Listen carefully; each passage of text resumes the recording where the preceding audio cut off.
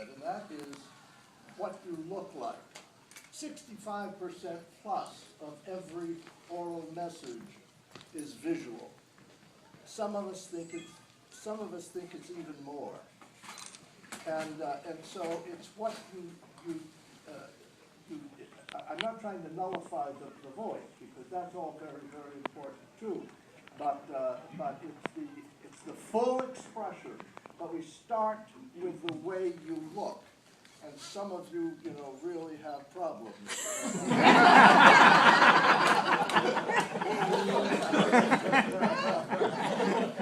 I'm talking about you, Rigrod.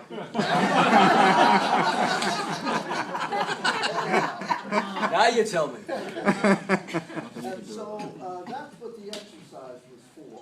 It was to show you that words by themselves don't mean a great deal unless you bring life and animation to them. And that was the purpose of that particular exercise. And Barbara thought it might be fun for you today to relive the Jabberwocky. And for those of you who don't know it, it's a Lewis Carroll. It's a favorite, of course, and it's made up language. Parts of various languages are used along with the English to give you some sort of feeling. And the feelings can vary, and I use it as, I guess Dallas mentioned My Last Duchess. And good literature allows for many kinds of interpretation, as long as you stick to the material. I mean, you get your focus, the meaning from that material. But there are all kinds of connotations that go along with it. And in My Last Duchess, I remember, God loved Ruthie Maxfield. You remember Ruthie? Well, Ruthie, I did My Last Duchess one time at a Southwick. And boy, did she light into me.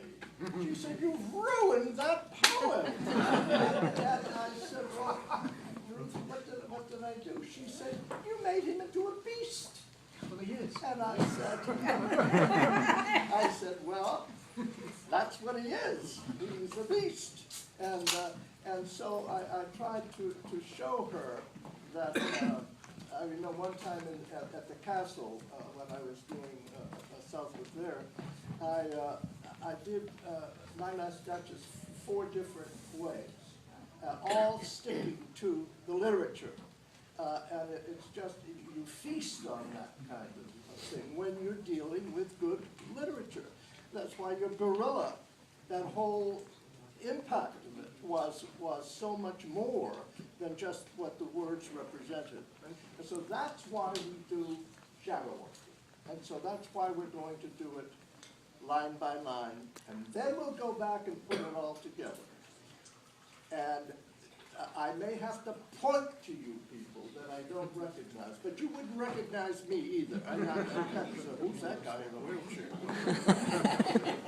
At any rate, let's try it.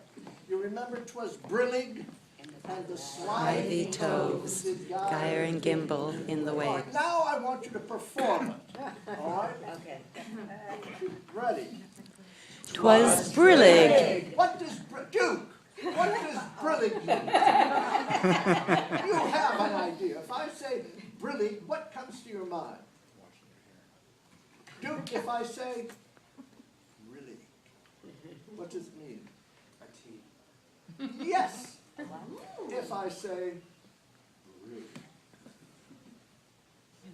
Something horrible. Yes, that's right. Okay? That's what it means. All right. Let's see the fake. Hey, Guggenheim, get going here. What you got us for? Let's hear you the first line. Oh, no. Oh yes. No, I guess there's not much I can do about it today. But anyway, let's do it together.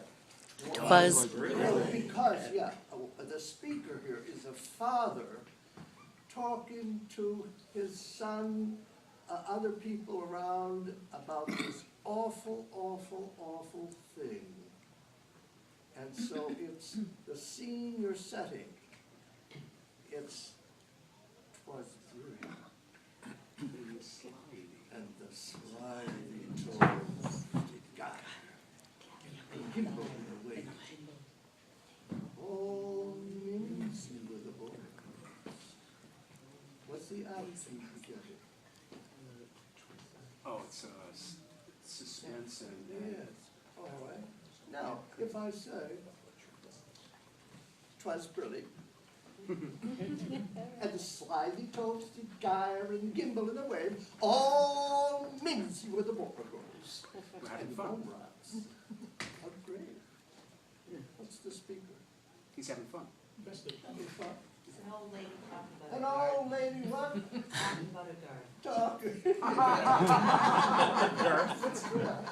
And so, but you like Duke did, he subscribed and prescribed, but those denotations and connotations were.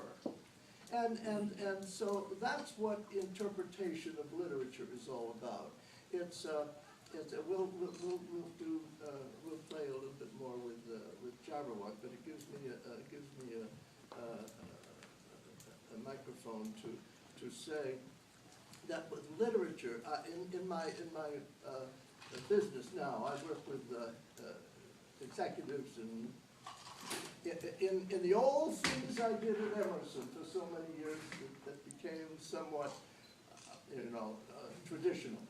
And that is voice and artic, that's public speaking, that's interpretation, that's all of these things that go into oral communication. We don't allow our grandchildren to come into our house with those machines. That's all they do. And they are, I must say, capable of oral expression, because that's a law in the Crannell household. And so that's why we always felt so strongly that literature was the way to get at the individual. And Len was telling me a little bit ago about the horrors that he had. And so if I could get the attention away from Leonard onto the material that's being read, all of that works from the outside in. And that's the evolution of expression. And so that's why Jabberwocky is such a wonderful expression. Let's do it all together now. Use your faces. Brillig and the slithy toves did gyre and gimble in the wave.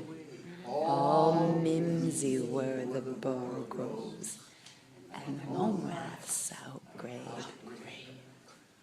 Beware the Jabberwock, my son, the jaws that bite, the claws that catch. Beware the jumper, and shun the frumious banners. Frumies, what does that mean? Frumious. The frumious banners. Take note. No The idea. bee. What is it? The bee. Yes, absolutely, right on target. Whatever it was, you said. Thieves, did you say? Yeah, that's fine, that's good. Where was I? Beware. He took his fork, thank you, sweetheart. And Emerson. He took his vorpal sword in hand. Long time the manxome foe he sought. So rested he by the tum-tum tree, and stood a while in thought. As in uffish thought he stood, the Jabberwock with eyes of flame came whiffling through the tulgey wood and burbled and came. 1, 2, 1, 2, and through the vocal blade went snicker-snack. How did it go, Duke? Snicker-snack. He left it dead, and with his head he went galumphing back. And hast thou slain the Jabberwock? Come to mine arms, my feverish boy, O frabjous day. Callooh, Calais! he chortled in his joy. 'Twas pretty. And the slithy toves did gyre and gimble in the wave. All mimsy with the boar